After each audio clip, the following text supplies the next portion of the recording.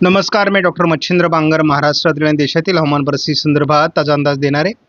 आपण बघतो की सध्या मान्सून बऱ्यापैकी प्रगती करतोय. महाराष्ट्र ओलांडून तो आता मध्य प्रदेश, गुजरातमध्ये प्रवेश करतोय.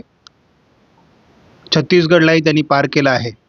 या मोमेंटमध्ये आपल्याला दिसतंय की सध्या विदर्भ आणि उत्तर महाराष्ट्र या भागात पावसाचं केंद्र आहे, कारण या ठिकाणी मान्सूनचा आस आहे.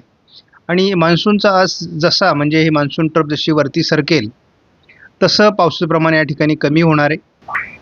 आपल्या अंदाजानुसार आपण सकाळी सांगितलं होतं की आज संपूर्णपणे मान्सून महाराष्ट्राला व्यापेल.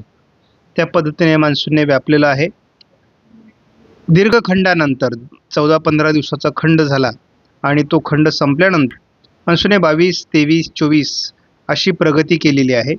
आणि त्यामुळे महाराष्ट्र पूर्ण व्यापल्यानंतर पुन्हा एकदा मान्सून कमजोर होणार आहे.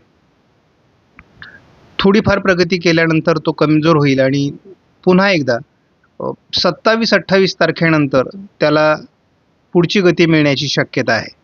आज 24 तारखेपर्यंत आपण जर गेल्या आठवड्यामध्ये, कारण पावसाची सुरुवातच 22 तारखेपासून झाली, 22, 23, 24 केवळ आपल्याला 3 दिवस पावसाचं चांगलं वातावरण होतं. बाकी ठिकाणी विदर्भात थोडाफार पाऊस झालेला होता, परंतु इतर ठिकाणी फारसा पाऊस झालेला नव्हता.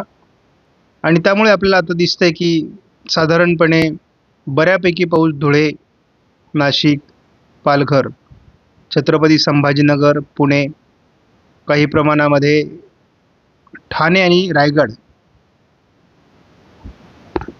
या भागामध्ये दिसतंय. त्यानंतर आपण बघतो की अमरावती, अकोला, नागपूर, वर्धा, यवतमाळ आणि चंद्रपूर या जिल्ह्यातही परिस्थिती ठीकठाक आहे. मात्र रेड कलरमध्ये जे जिल्हे दाखवलेले आहेत तिथे सामान्य परिस्थिती आहे. म्हणजे कोणत्याही क्षणी या ठिकाणचे जिल्हे हे कव्हर होऊ शकतात. मात्र जे येलो कलरमध्ये जिल्हे आहेत त्यांचं जे काही घट आहे पावसाची ती मोठ्या प्रमाणात आहे. जवळपास आपण सोलापूरमध्ये आता 99% घट बघतो, धाराशिवमध्ये 94% घट आहे, बीडमध्ये 90% घट आहे, परभणीमध्ये 93% आहे, हिंगोलीमध्ये 95% आहे. तर अशा पद्धतीने याची मोठ्या प्रमाणात घट आपल्याला बघायला मिळते. इतर जिल्ह्यांमध्ये 60-70% दरम्यान घट आहे. मात्र ही पुढे आता आठवड्याभरामध्ये, म्हणजे आज आपण 24 तारखेला आहोत, आणखी 6 दिवसामध्ये यामध्ये आणखी बदल होईल. आणि एकूण जो जून आहे, कारण जूनमध्ये एल निनोमुळे मान्सून लेट झाला, कमजोर राहिला आणि त्याच्यामुळे जूनची सरासरी बिघडलेली आहे. ती किती सुधारते हे आपल्याला बघायचं आहे. आपण 1 जूनपासून 24 जूनपर्यंत संपूर्ण भारताचा विचार केला तर मग यामध्ये सुधारणा कुठे झाली आहे, तर आपण फक्त बघतो राजस्थानमध्ये थोडं एक पावसाचं प्रमाण ठीकठाक आहे, आंध्र प्रदेशमध्ये आणि पश्चिम बंगालमध्ये. बाकी ठिकाणी सर्व ठिकाणी पावसाची घट आहे. त्यामुळे अल निनोचा तीव्र प्रभाव आपल्याला यावर्षीच्या मान्सूनवर अगदी सुरुवातीपासून दिसतोय. 42% सर्वात अधिक घट ही देशामध्ये सध्या नोंदली गेली आहे. मात्र पाऊस उघडला तर ही घट आणखी वाढत जाईल आणि जर पाऊस सक्रिय राहिला तर ही घट कमी होत जाईल, हे लक्षात घ्या. गेल्या 48 तासात महाराष्ट्रामध्ये अतिशय चांगलं पाऊसमान बघायला मिळालं आणि त्यामुळे अगदी मुंबईच्या आजूबाजूने कोकण किनारपट्टीला काही ठिकाणी 100 मिलीमीटरपेक्षा जास्त देखील पाऊस झालेला आहे. काही ठिकाणी 200 मिलीमीटरपर्यंत देखील पाऊस झालेला आहे. आपण बघतो की GFS मॉडेलने सुरुवातीला फारसं पाऊस वातावरण 24 तारखेपर्यंत दाखवलेलं नव्हतं, 25 पासून पाऊस दाखवलेला आहे. आता विदर्भामध्ये, मराठवाड्यामध्ये किंवा अगदी उत्तर महाराष्ट्र, मध्य महाराष्ट्र, पश्चिम महाराष्ट्रात हलकं ढगाळ वातावरण दाखवलेलं आहे. मात्र कोकण किनारपट्टीला पाऊस होईल असा अंदाज देण्यात आला आहे. GFSचा अंदाज फारसा महाराष्ट्रात जुळत नाही, हा आपला अनुभव आहे. पश्चिम महाराष्ट्रामध्ये म्हणजे सोलापूर, लातूर, धाराशिवमध्ये जरी उद्या GFSने पावसाचं वातावरण दाखवलं असलं तरी फार त्याचा प्रभाव पडेल असं वाटत नाही. आणि दक्षिण कोकणामध्ये, दक्षिण मराठवाड्यामध्ये देखील पावसाचा अंदाज दिलेला आहे. एकूणच मान्सूनची प्रगती ही थोडी रखडण्याची शक्यता आहे 2-3 दिवस. आणि त्यामुळे आपल्याला असं दिसतंय की कोकण किनारपट्टीला थोडं 27 तारखेला दुपारनंतर पुन्हा वातावरण सक्रिय होईल. परंतु येत्या 48 तासात मात्र वातावरण थोडं कमजोर होण्याची शक्यता आहे मान्सूनचं, पश्चिमी शाखेकडून आणि पूर्व शाखेकडूनही कमी दाखवण्यात आलेलं आहे JFS मॉडेलनुसार. खऱ्या अर्थाने पुन्हा मान्सूनची प्रगती ही 28 नंतर सुरू होईल असा अंदाज आहे. आणि मान्सून मी यापूर्वी सांगितलेले मान्सून हे वारे आहेत. मान्सूनचे वारे जसे अनुकूल होत पुढे सरकतात त्याला आपण मान्सून सरकलं असं म्हणतो.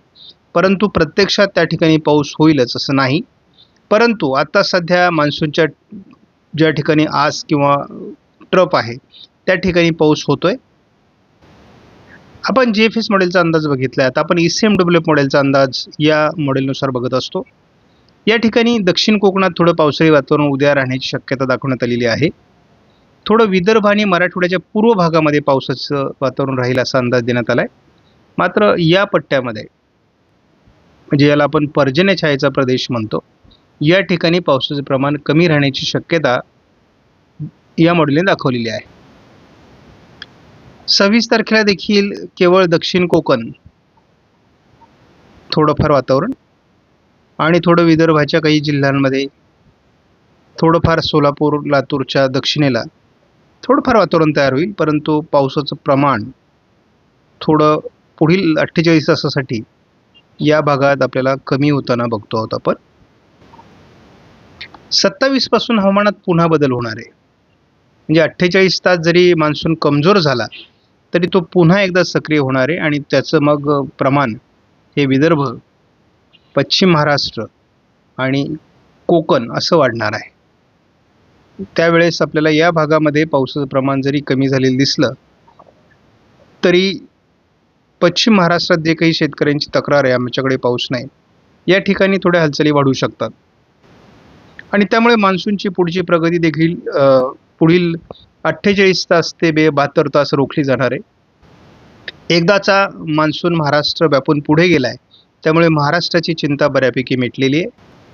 आपण ECMWF मॉडेलचा अंदाज यापूर्वीही बघितलेला आहे आणि आपण या व्हर्जननुसारही बघत असतो. साधारणपणे हे आपलं पेड अशा प्रकारचं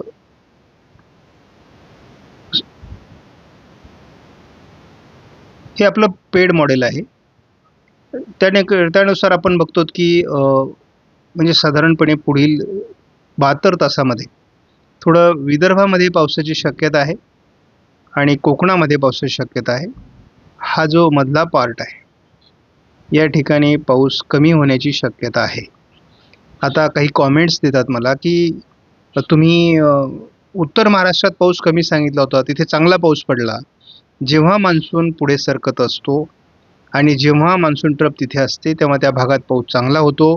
आमचे अंदाज वर्षभरासाठीचे आहेत, ते आजच्या 48 तासाचे किंवा 8-10 तास दिवसाचे नाहीत. आता या मॉडेलने सध्या विदर्भ,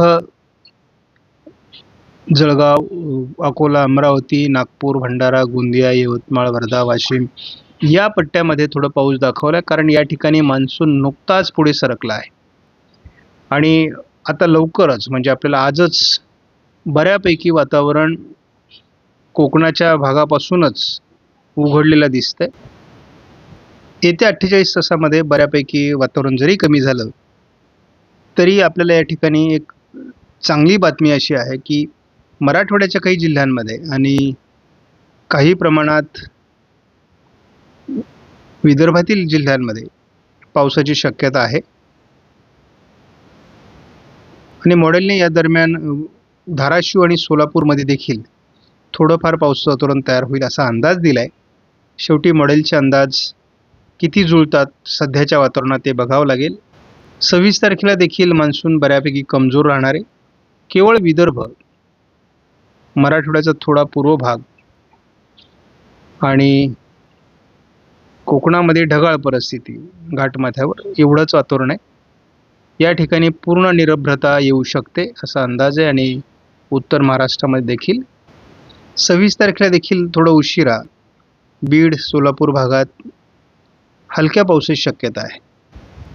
27ला दुपारनंतर थोडं वातावरण बदलणार आहे. याचं कारण असं आहे की या ठिकाणी एक चक्राकार स्थिती आहे आणि त्या चक्राकार स्थितीच्या दिशेने वारे फिरत आहेत. त्यामुळे या ठिकाणी पावसाळी क्षेत्र निर्माण होऊ शकतं आणि त्यामुळे दक्षिण कोकणासहित पश्चिम महाराष्ट्रातील काही भाग आणि या काही भागामध्ये महाराष्ट्राच्या पावसाळी वातावरण तयार होऊ शकतं असा अंदाज आहे. अगदी 28ला पहाटे विदर्भामध्ये पावसाचं प्रमाण वाढू शकतं. पश्चिम महाराष्ट्रातील काही भागात पावसाळी वातावरण वाढू शकतं आणि कोकणातही पावसाळी वातावरण वाढायला सुरुवात होईल आणि एकूणच 28 तारखेपासून पुन्हा पावसाचा प्रभाव वाढायला सुरुवात होणार आहे.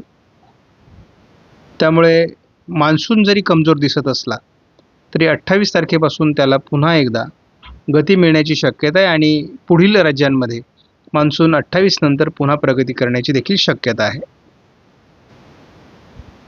आपण थोडक्यात सारांश बघूयात. पुढील 48 तासात किंवा 72 तासामध्ये थोडं आपल्याला या भागामध्ये पावसाळी वातावरण दिसते आणि काही प्रमाणात घाटमाथ्यावर या ठिकाणी पावसाळी वातावरण राहण्याची शक्यता आहे. मात्र या सर्व भागामध्ये पावसाचं प्रमाण बऱ्यापैकी कमी होईल. या भागात देखील पावसाचं प्रमाण कमी असण्याची शक्यता आहे. मात्र 27ला रात्री आणि 28 पासून पुन्हा एकदा मान्सून सक्रिय होईल. मान्सूनचा पुढचा प्रवास देखील सुरू होईल आणि 28, 29, 30 या 3 दिवसामध्ये महाराष्ट्रामध्ये पुन्हा पावसाचं वातावरण असणार आहे. जूनच्या पाऊसमानात महाराष्ट्रात 30 ते 40% पावसाची घट राहू शकते असं अंदाज येऊ लागला आहे. त्यामुळे पुढचं वातावरण सोपं नाही. मान्सून महाराष्ट्रामध्ये आला, मान्सूनची प्रगती झाली म्हणजे संकट टळलंय असं म्हणण्याचं कारण नाही. त्यामुळे एक लक्षात ठेवा, आपल्याला जुलैमध्ये खूप चांगला पाऊस आहे आणि तो किती आधार देतो यावर आता सर्व गोष्टी अवलंबून असणार आहे. आपणास व्हिडिओमधील माहिती महत्त्वपूर्ण वाटल्यास लाईक करा, शेअर करा, चॅनलला सबस्क्राईब करा. धन्यवाद. जय हिंद, जय महाराष्ट्र, जय बळीराजा.